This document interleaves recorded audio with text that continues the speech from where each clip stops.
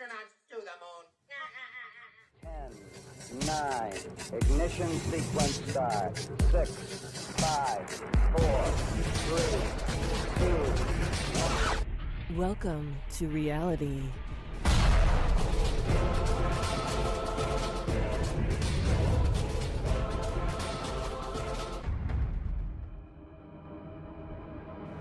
What's going on, everyone? It's Jeranism, back with another video for you. A little variety today.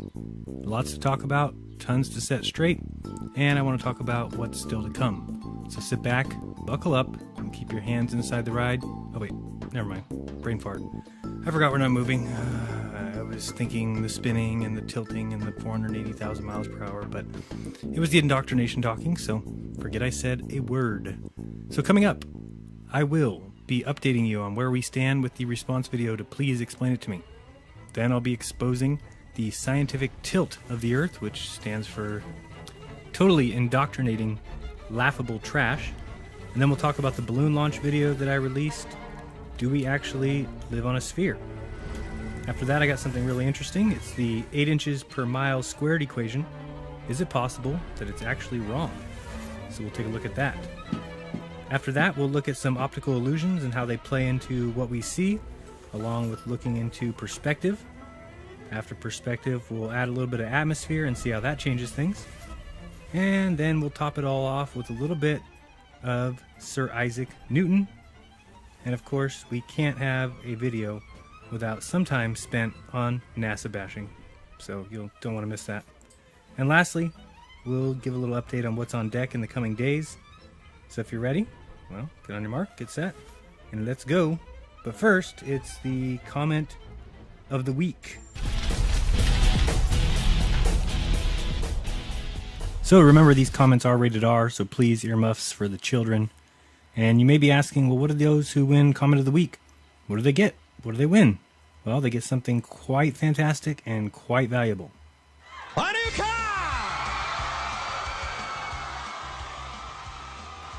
Oops, that's the wrong clip. You actually get something, well, it's better than that. You get your comment read live on this video and my response. So that's cool. Up first, we have Tammy Core, who said, "You're an embarrassment to science. Not that you ever actually have scientific proof, just pure retardedness." So my response to Tammy Core is thanks. Next, we have a great suggestion by Theodore Lee of how to go about proving where we live. He says, "Hey, Jaren, get a ball 79 feet around. Build it out of chicken wire if you must, and cover the upper half with paper mache. Then get a quadcopter, and on each of the 4 struts, mount a tiny camera with a fixed focal length of 70 feet. This should be a great horizon. Get live feeds from each camera to show how the horizon on a globe, Earth, should lower as the copter rises. Also, mount a camera on the underside of the copter to show how the diameter of the horizon gets smaller as you go higher.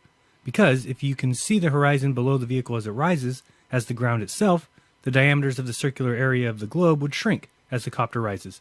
Make sure the camera can transmit to a computer so you can live feed it." No. And last but not least, a religious one from Fuck You Google+. He says, "Please talk to your church leaders because they will also suggest suicide for you. You are a social outcast even there. You don't fit in anywhere. That is why you are a lonely, lonely failure. P.S. NASA is not the only one who talks about the fact that there are satellites." Cool. That was your comments of the week.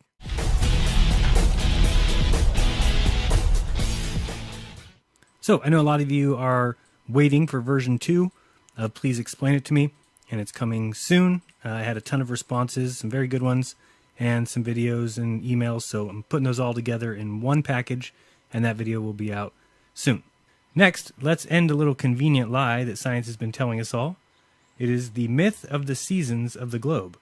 And to help me out and tell us all the current scientific facts, here's Mr. Clown himself, Fraser Tubal Kane. What causes the seasons?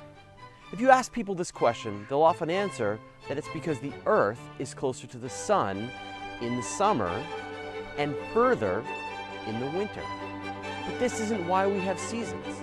In fact, during winter in the northern hemisphere, the Earth is actually at the closest point to the sun in its orbit, and then furthest during the summer. It's the opposite situation for the southern hemisphere and explains why their seasons are more severe. So if it's not the distance from the sun, why do we experience seasons? We have seasons because the Earth's axis is tilted. Consider any globe you've ever used, and you'll see that instead of being straight up and down, the Earth is at a tilt of 23.5 degrees. The Earth's north pole is actually pointed towards Polaris, the North Star, and the south pole towards the constellation of Octans. At any point in its orbit, the Earth is always pointed in the same direction. For 6 months of the year, the northern hemisphere is tilted towards the sun, while the southern hemisphere is tilted away. For the next 6 months, the situation is reversed. Whichever hemisphere is tilted towards the sun experiences more energy and warms up, while the hemisphere tilted away receives less energy and cools down. Consider the amount of solar radiation falling on part of the Earth. When the sun is directly overhead, each square meter of Earth receives about 1,000 watts of energy. But when the sun is at a severe angle, like from the Arctic Circle, that same 1,000 watts of energy is spread out over a much larger area. This tilt also explains why the days are longer in the summer and then shorter in the winter. The longest day of summer, when the northern hemisphere is tilted towards the sun, is known as the summer solstice. The Earth and the sun then has an effect on the intensity of the seasons. The southern hemisphere's summer happens when the Earth is closest to the sun, and their winter when the Earth is furthest from the sun. This makes their seasons even more severe.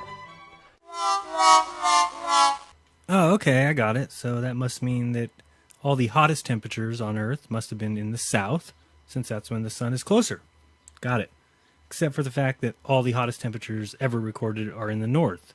None of them are in the south. Let's take a closer look at this lie.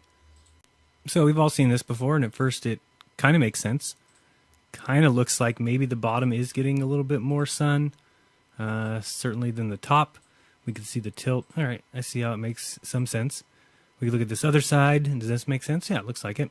Maybe the top is getting more sun until we realize it's actually just a ball, and we get rid of the equator and get rid of the pole and realize that those pink dots and those green dots would be getting the exact same amount of sun. Just another lie. We might as well change the season names to bull and shit. Now we move on to my most recent upload from last week that is from the balloon launch done by Dwayne Kellum, who did an awesome job if you haven't seen it. Dwayne also is putting together a list for us, so I'll be able to come out with a video in a couple days that will give you all the items that he used and the prices, so if you want to do your own launch, you can take a look at that video, and that'll be out soon. Yeah, Dwayne really has it all set up. He's done a few of these, and he's got another one coming up as well.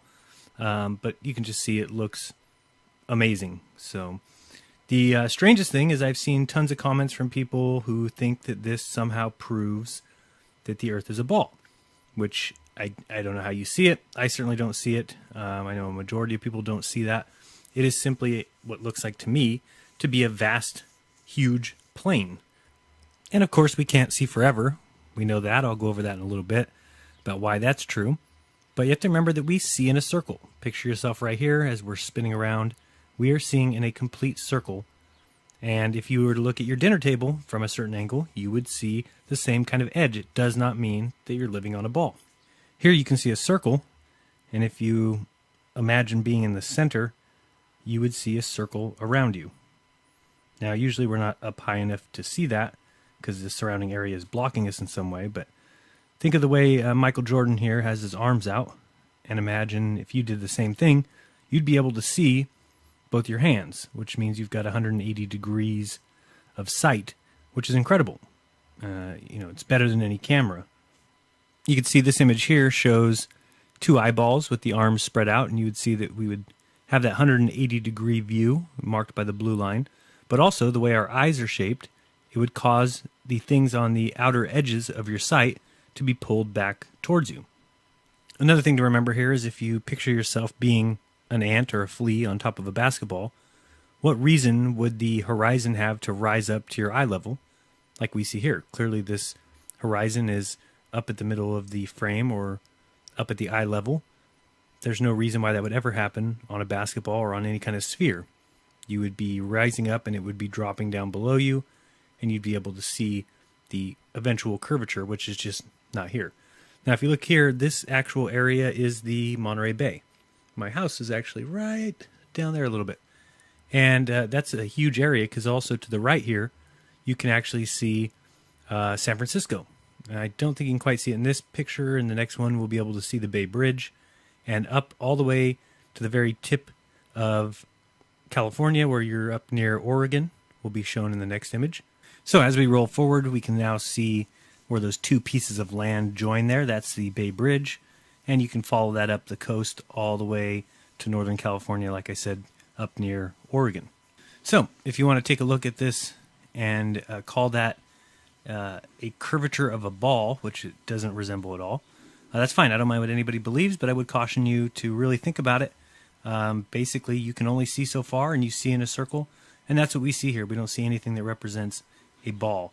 Imagine if you believe in the globe, then you need to believe that there's this exact same thing on the other side, upside down. And somebody's launching a balloon there, but it looks right side up to them. Think about the people on the side of the ball. You would have somebody at 90-degree angles to you. It simply does not act in any way like a ball would. But like I said, don't trust me. Do your own research. Come to the conclusion you want. It's your life. But I'm just telling you to think about it, that this is not what a ball would act like. You'll see here we're getting down near the south and stopping there. And we'll get a little view here to show you that basically we can see all the way down to LA and possibly San Diego or even further south. So pretty incredible balloon launch footage here from Dwayne Kellum. So now I want to talk about the infamous curvature formula. So there is some math involved. So if you aren't a fan of math, then tune out now. And if you're not a fan of the word maths, then give me a high five. Me and you are friends. Don't think the word should even be in existence. So we'll be looking at some math. I know the settled amount of 8 inches per mile squared has been almost universally accepted and used, and I just want to show you why I think that there's a possibility that it could be wrong. Could I be wrong? Absolutely. But I do want to show you, and maybe some people can help me see what I'm missing or help to prove what I'm saying. So, as of recent, I've kind of felt like I have a new curvature formula that I think works better for me, and I'll tell you why I needed to find something new. So if we look at this circle here, call that the Earth, or we can call it a pizza, whatever you want, and we split it off into 8 different equal segments, I wanted to find a way that I could find out the curvature of one of those particular triangle segments, and then multiply that by 8 to get the entire curvature of the circle. Because we should know that a circle, based on its very definition, is constantly curving and equally curving at all times. So I've never understood the 8 inches per mile squared, because if you're trying to measure, say, one half of the globe, then the other half, how would those two things not add up to the whole entire curvature? Which, if you just look at the, let's say 8 inches, for example, it's 8 inches per mile squared. So if we measured a 1 mile segment, that 1 mile segment would have 8 inches of curvature. If we then move the entire operation to aisle marker 2 and measured the next mile, it would also have 8 inches of curvature, according to the theory. So if we did that for all 24,900 miles all the way around the Earth back to where we started, the total curvature of the Earth would be about 3 miles. We know that can't be true, so that's where I started looking into this. All right, now we'll go through this little formula for the curvature of a circle, and you can tell me what I'm doing wrong. So if we take the end-to-end distance, the diameter of this mini ball, whatever it is, we'll say it's 10 miles, which is its diameter, which then we know that its radius is 5 miles. Okay, and from that we can then mark down that the diameter equals 10, radius equals 5, And then using the 2 pi r, we can take 2 times 3.14, and then take the 6.28 times the radius of 5. And that will give us our circumference. Okay, so now we've got our circumference of 31.4 miles. And from that, we can take the total curvature, or the radius doubled, or the diameter, and divide that by the circumference, and we get 0.318. And this number will come up quite a few times, and you'll quickly see how important the number is, and is there a reason why we were all not taught anything about that number. If you want to know where that number comes from, you can also take 1 over pi, and that you will get 0.318. You can also take 1 over that, and you'll get pi. So it's almost like it's obviously it's reciprocal, but it is an important number, just as important as pi, although we're never taught it. So let's look at the next ball here of 10 miles. Again, we have a 5-mile radius, so we already know what that is. But where we get that from is, see, we're measuring this drop here and then the other one. So that's why it's radius doubled, or diameter, for your curvature, because you're starting at the North Pole, coming around to the South Pole, in which case you dropped the 5 miles. Same thing on the other side, which means 10 miles of curvature. Now the crazy part is this works for this circle or any circle. Doesn't matter the size. If you take the circumference and you divide it by the diameter, you will always get 0.318. And the reason for that is because a circle is a circle is a circle. If it wasn't consistent throughout, then pi wouldn't exist. But because it grows and shrinks at the same rate, you can use that number to know the amount of curvature per segment of whatever you're measuring with. So if we're measuring a 100,000 foot circle, then you take the diameter, divide that by the 100,000, and you would get 0.318 feet per segment, which is per foot. Now the important part about that number is that now we're able to take sections of the globe, cut them into equal pieces, and say that the amount of curvature should be found in each one. So for example, now that we know that it's 0.318 miles of curvature per mile, this means if we had 25,000 people go out and each of them measured a mile in a line from the North Pole all the way through the South Pole and back up to the North Pole again, that each of them would find 0.318 miles of curvature, which added together would equal the total curvature of 8,000 miles. So that's what's important about this. And if you think I'm wrong, let me know. Show me what we're doing wrong. Kirk from Curious Life of a Flat Earther was on Globebusters, and he seems to think that the number is double what I'm getting. So he thinks it's 16,000 miles of curvature on a 25,000 mile ball. But I'm still finding better results using the 8,000, so help us out. Let us know. Tell us what we're doing wrong, all you math majors and intellectuals. So up next, I wanted to talk a little bit about illusions, optical illusions, and how we need to be aware and alert, because obviously we are easily fooled, all of us. And so this first optical illusion is just a brick wall, and I'll leave it up for a few seconds, and you just look at it and tell me if you see anything wrong with this brick wall. Now, some of you may already see it, and if you do, then congratulations. If you don't, well, it's actually a good thing. Enjoy the feeling, because as soon as it's revealed, you'll never be able to unsee it, unless you're Bob. But keep taking a look. If you still don't see it, now you do. So that's just showing you a little bit of our brain's ability to sometimes fool us, trick us, and doesn't see things that are right in front of our face. So again, now you see it, and now you'll never be able to unsee it again, unless you're Bob. And so this next illusion, you may need to full screen it.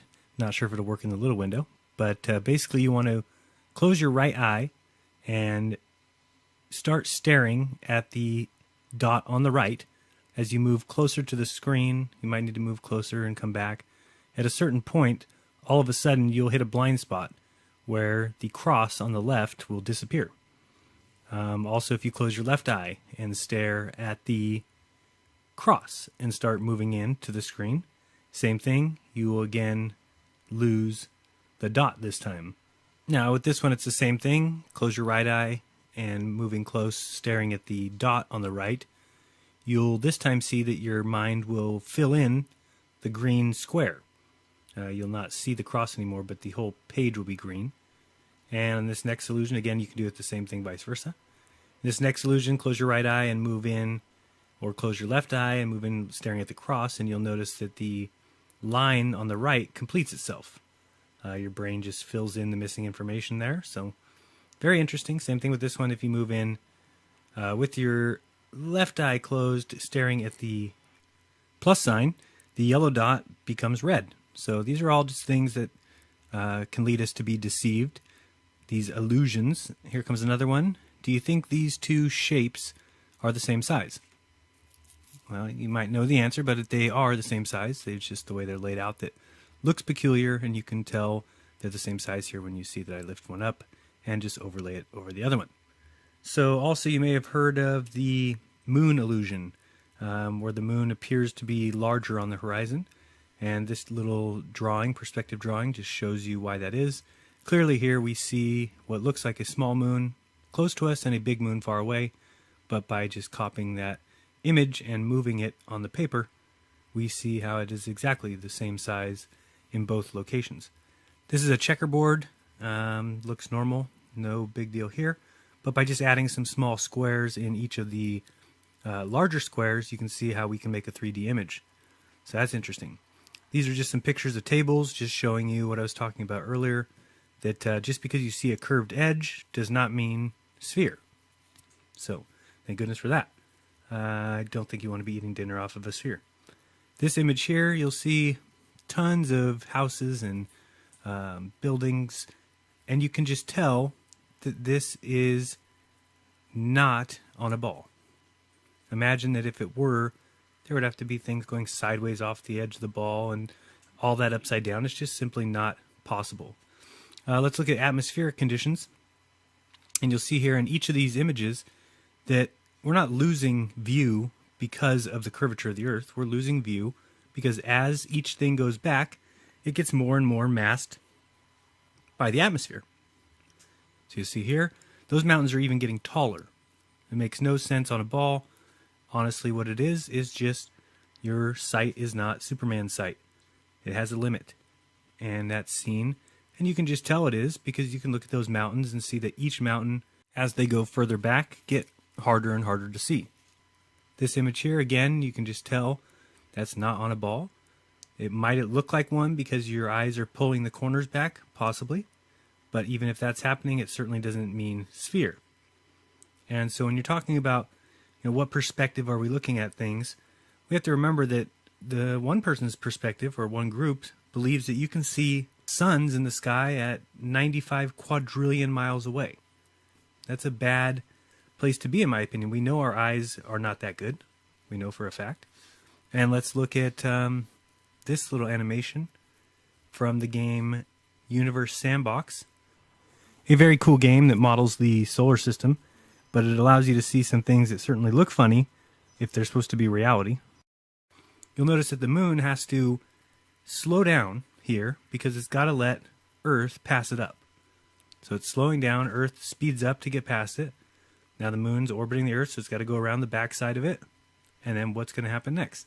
Of course, the moon needs to speed up. It needs to catch up to the Earth that's falling behind. So it goes speeding up, wraps around the outside, and these are the kind of things we have a hard time picturing until you get into one of these universe sandboxes and you realize how ridiculous the whole notion is anyway. So speaking of that, let's talk about the Rosicrucians, or whoever it was that erected the Georgia Guidestones, and let's see if they just did something ridiculous or if they knew something that very few people know now and have a hard time realizing. They wrote down in the astronomic features, number 1, channel through the stone indicates the celestial pole. So do remember that if you believe in the globe model, you also believe that the celestial pole is moving and will be gone in 50 or 100 years. So it would no longer be in the hole that they left on the capstone. So what would be the reason for them to not realize that the stars move? The reason why is because the celestial pole doesn't move. They tell you it does, but it doesn't. And people like this, like the Rosicrucians, obviously knew that, and they're able to drill a hole and say, guess what? The star will be right there in 500 years, in 1,000 years. Not, we're going to drill this hole and hope you see it in the next 45 years, because after that it's going to be gone. This is one of those huge points that those of you who are still on the fence need to grasp, and that's being the pole star, Polaris, doesn't move. Note that the guide stones say that the celestial pole, not poles, but the celestial pole. But here's the deception. It's that scientists and astrophysicists must lie about Polaris. Because if Polaris stays still, their entire fictional world of balls amongst a plethora of other balls goes kapooey. Here's what it comes down to, is that it basically is the words of men versus reality. You can watch the North Star stay put year after year, or you can listen to men tell you that it moves. If you need to see the actual deception, you can find this paper from the Annals of the Dearborn Observatory of Northwestern University. So this was written in 1885, and it's all the answers you need to know where the truth is. It discusses the difference between positive and negative parallax, which is seen if you go to any kind of star software. You can see that the apparent stars seem to shift forward 2 or 3 years in a row, and then they'll jump back. And they'll shift 2 or 3 years, and then they'll jump back. And that keeps everything where it is. It doesn't move. So what is it that the cosmological community has to say about it? Well, if you read this paper, you'll see that there is no such thing as negative parallax. When you see negative parallax in the sky, it must be due to your air, and you are to correct it so that it comes out with 0 or positive. So the same people who are telling you that science is all about experiments and observations also tell you that when you observe negative parallax, it must be due to your air. Therefore, take the average of the positive parallaxes, and that's what you meant to put in when you saw negative parallax. That's why they say Polaris moves.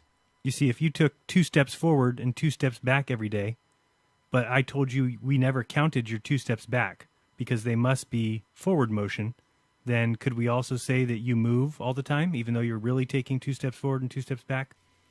Another important clue about perspective is thinking about what we actually are seeing, and is it what we perceive it to be or not.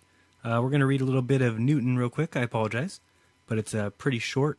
And this is from his book Principia, and I'll try and keep it short, but find this page. You'll be very interested to read. He's comparing the difference between a cylindric column of air, 1,200 feet high, is equal in weight to a cylindrical column of water that's the same thickness, but is actually only 1 foot high. Therefore, from that, they can draw the ratio, basically, and the rarity of the Earth is 33 to 32. So, having that ratio, they can then compute the rarity of the air in all places whatsoever, and suppose the expansion thereof to be reciprocally proportional to the compression. Then you'll see he draws a chart here talking about the height in miles. So you'll see if we get there 4,000 miles, that would be technically the Earth's surface, since it's going from the center of the Earth. 40,000 miles, etc., etc. And now you'll see his conclusion. But from this table, it appears that the air, in proceeding upwards, is rarefied in such manner that a sphere of that air, which is nearest to the Earth, but of 1 inch in diameter, so we're talking about a 1 inch little circle of air, if dilated with the rarefaction which it would have at the height of 1 semi-diameter of the Earth, would fill all the planetary regions as far as the sphere of Saturn, and a great way beyond, and at a height of 10 semi-diameters of the Earth, which is only 40,000 miles, would fill up more space than is contained in the entire heavens on this side of the fixed stars, according to this preceding computation of their distance. So what we're basically seeing is a tiny little sphere of air, but it is magnified, just like if you're looking at something through water. It is going to be shown to you much larger than it actually is. So even their best friend Newton over here tells them that they're not seeing what they think they're seeing. So now let's move on to some good old-fashioned NASA bashing.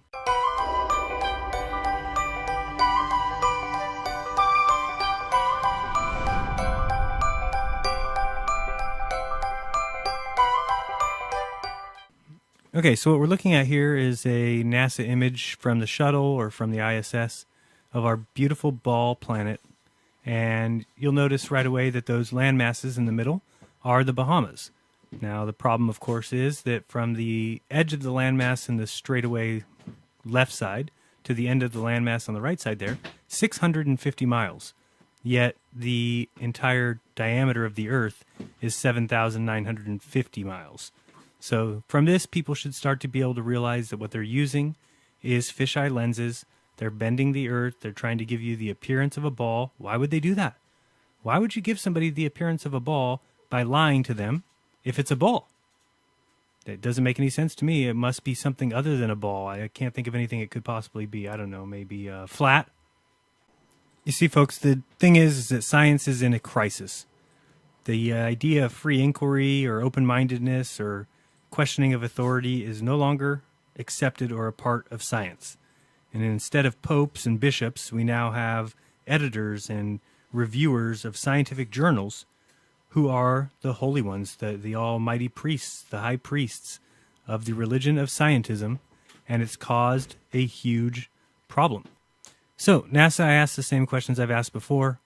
First and foremost, as a scientific entity who is responsible for the greatest feat in the history of mankind, why wouldn't you go and prove it? You should be able to easily prove it. You sent Curiosity to Mars, so send the Embarrassment rover out to the moon and have it land and take some photos and some video of the Earth spinning in real time in free space.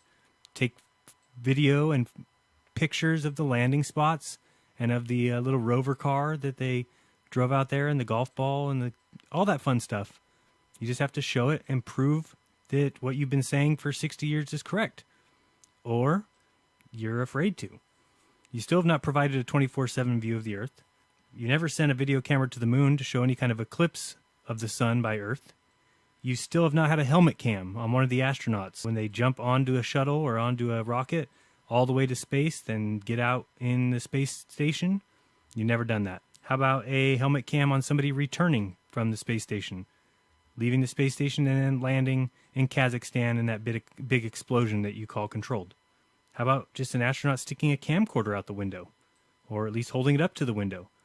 We never see any of that stuff, which leads any rational person to the conclusion that you are completely and totally faking it. So, that's about it for today. We do have some stuff coming up. We've got Please Explain It to Me responses in Volume 2. That'll be out soon. I have a video debate with Mike Mann from the Flat Earth Society Forum. That'll be out soon.